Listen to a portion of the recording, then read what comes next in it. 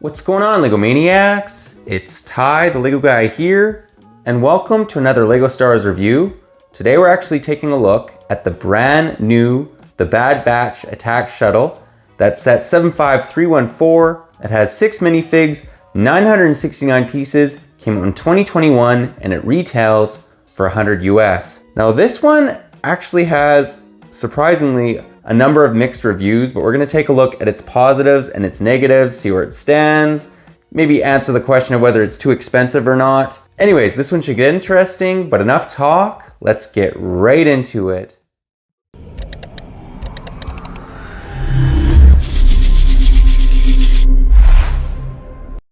And to start us off, we'll begin by taking a look at the box art. And I actually like this quite a bit. I'm not sure what planet they're on. Obviously, it kind of looks like Tatooine, although I don't believe that it is that planet. What I also like about it is in the top right corner, you'll notice it has the Bad Batch crew. So I love the fact that they're making, if it's a Bad Batch set, we're going to show the Bad Batch on the top right corner. If it's a Clone Wars set, we're going to show something Clone Wars, Imperial, and it goes on, or I should say original trilogy. I think that's a really cool thing that LEGO's been doing. And then in the bottom right corner, you'll notice all the minifigures. Moving to the side of the box, just shows, again, kind of a bit of the front of the box. These look really good when they're all lined up if you have all the sets from the 2021 Summer Wave. So they've been really getting that correct. And then in the back, you'll notice all the different features. And we'll get into all of this. Again, this set has 2 speeder bikes. I think they maybe could have only given us 1 or none and just made the ship bigger, but regardless, the set still has a lot of positives, which we'll get into. Here on the side of the box, it doesn't show too much. On the top, you can see there's Hunter. And then on the, there's Hunter. And then on the bottom, it just shows the LEGO logo along with the barcode. But yeah, pretty nice looking box art. Again, I've been really impressed with this 2021 Summer Wave. In that respect, let's now take a look at the ship. And the first thing that we'll actually take a look at before we take a look at the ship is the 2 speeder bikes that are included. I have to say I really like this lime green speeder. It's from the episode where the bounty hunter's after Omega and Hunter saves her in this speeder bike. The lime green really makes it pop. It's a very unique color, especially for LEGO Star Wars, and it reminds me sort of the Bounty Hunter Pursuit set. This probably is definitely within my top 5 speeder bikes ever made by LEGO, just because it is very unique looking. There's not too many features or anything to it. Just to give you guys a little bit closer look, these are stickers on the top here. Very easily just fits the minifigure, and there's the underbelly. Overall though, like the speeder bike quite a bit, just because it is so unique looking. Let's now take a look at Crosshairs. And here we have Crosshair's speeder bike. Now I'm just going to say this right from the get-go. I'm not a fan that they included this set, or the speeder, in this set. I would have preferred they just made the Bad Batch shuttle just a little bit bigger. But still, it's a nice looking bark speeder. It is oversized. This is obviously the same one that was included in the 501st Battle Pack. It's just in dark, and I do think it looks quite good, and it's nice that Crosshair has something to kind of chase. For playability, it's great because, why is he there? How is he there? How is he chasing the ship? It's cool to give him a vehicle. It's just I wish that they maybe took this speeder out of the set and just given us a bigger Bad Batch shuttle. But regardless, it's not the end of the world. Give you guys a little bit closer look. You get some stud shooters at the front and a very nice looking little area where he can control the speeder. I love the gears and the controls on this. It gives basically you a Harley Davidson type feel to it, like it's a motorcycle. Pretty decent looking speeder bike, even if you're not happy that it was included in the set. Let's now take a look at the Bad Batch shuttle. And here we have the ship in flight mode. So let's give you guys a 360 view of her. I will say that it's pretty accurate to what we see in the TV show, and it is very sleek looking. It shouldn't maybe have as much sand blue as it has. However, there's definitely sand blue on this shuttle. just maybe not quite as much as they have on this one. I don't mind it, however, just because it does make it stand out, makes it pop. So many sets we have from Star Wars are just dark gray or light gray, so not against the coloring, it just maybe should be toned down a little bit. Let's now take a look at the ship in landed mode. And you can very easily do that by just folding the wings in like so. And bang, she's in landed mode. And one of the first things you'll probably notice about this ship as we break it down area by area is the cockpit. Now what I appreciated about this is it is a printed piece. This is not a sticker. Can you imagine applying that? That would be terrible. So it's a sticker. I mean, it's a printed piece, so that's quite nice. There are a number of stickers on this though, but fortunately this was not one of them. You'll notice it has some nice looking guns on either side, along with some yellow lights. And then moving to the side of the ship, these wings look quite good. I do believe they look pretty accurate to what we see in the TV show. And then back here, I absolutely love these engines. I'm a big sucker for engines. If you guys been watching this channel, you know that. And yeah, these look quite good. I'd like to light them up. Eventually, I just gotta buy a bunch of light kits. This is the underbelly of the ship. Now you'll notice it has some spring-loaded shooters and they work very nicely. Good for playability if you're a kid. Let's actually now break open the interior. Now this is actually quite interesting. They kind of thought this through. Now it's not very spacious. I'm gonna tell you guys right now.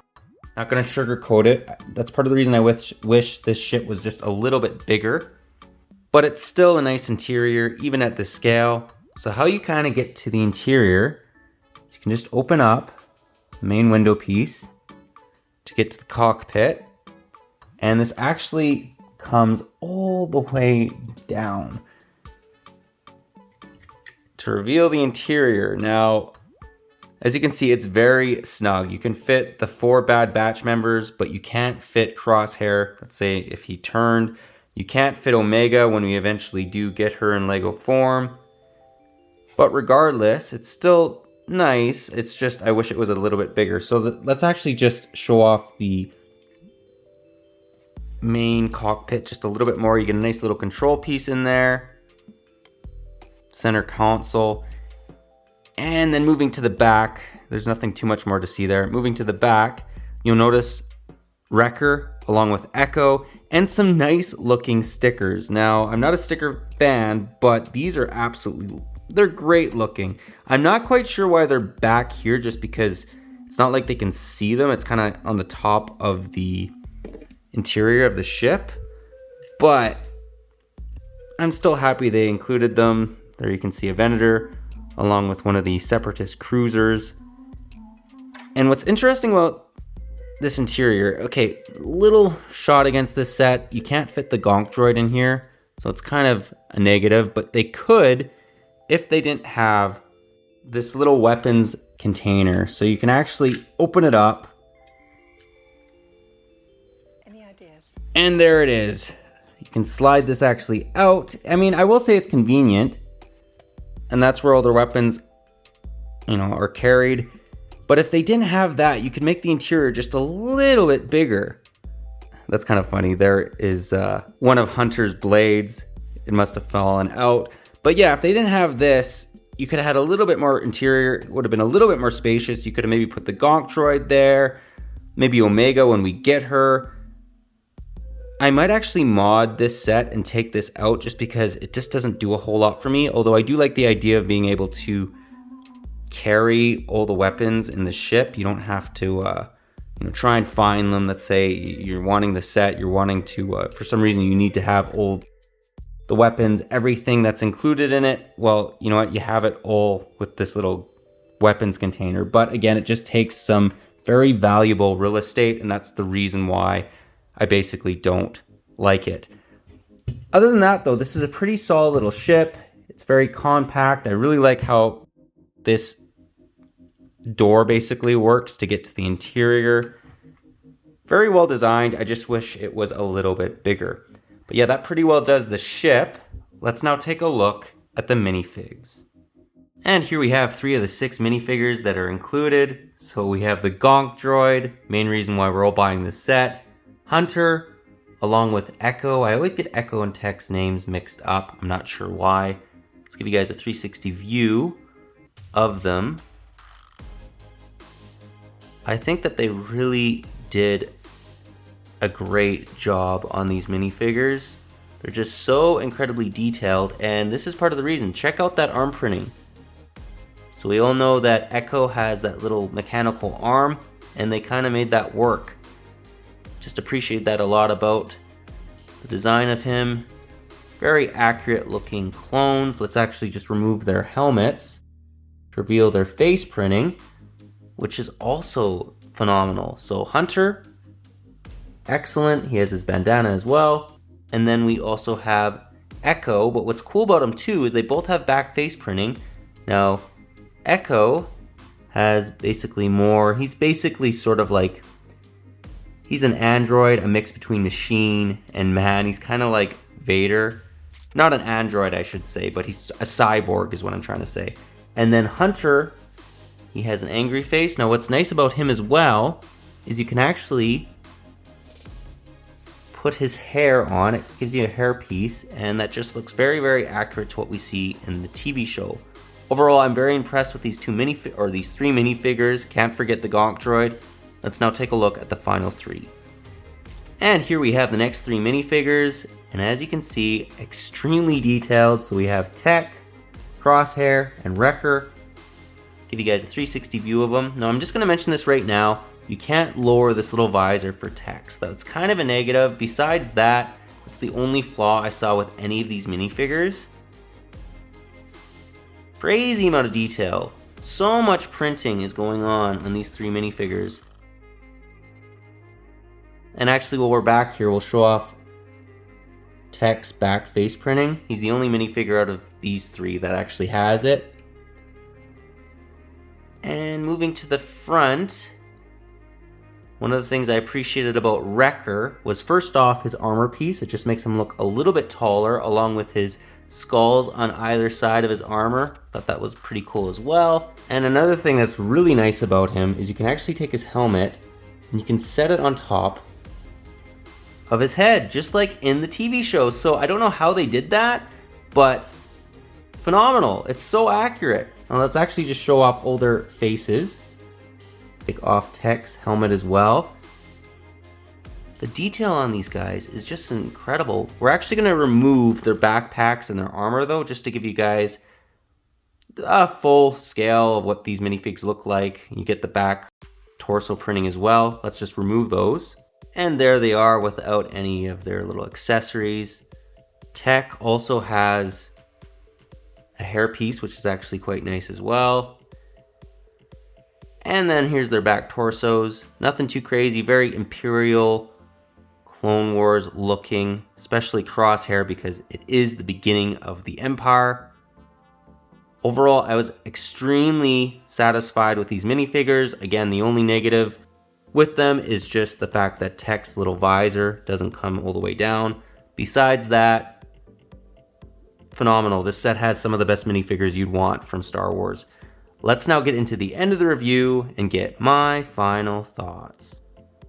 Well guys, that was my review. Do hope you enjoyed it. Personally, I think that this set was actually pretty decent. I mean, you get 6 or 5 awesome minifigures, including the glorious Gonk Droid, the main reason why we're buying this set. The ship is pretty well detailed. I think it is relatively accurate too. I think it should be a little darker, but it does have blue on this ship. If you watch the show, there is quite a bit of this basically sand blue. So I think it is relatively accurate. It's not perfect, but it's pretty decent. Personally, I don't think that this set is overpriced as well, because bear in mind, if you're comparing this against, say, the new Imperial Shuttle or something like that, this set also has 2 speeders. So keep that in mind when you're looking at it. And that's about 200 pieces right there. Now, what I would have liked LEGO to do with this set is put those 200 pieces towards the Bad Batch shuttle and try and make it bigger. Like, you know, if you could have them be 4 minifigures in the front cockpit instead of 2, and you could have the back cabin a little bit bigger, get rid of that basically blaster holder. and just make the interior a little bit larger. I'm not sure how hard that would be for the designers to kind of make the set a bit bigger. I don't know any of that, but that's what I would have preferred. Just the ship was a bit bigger, because if you're a big price per piece person,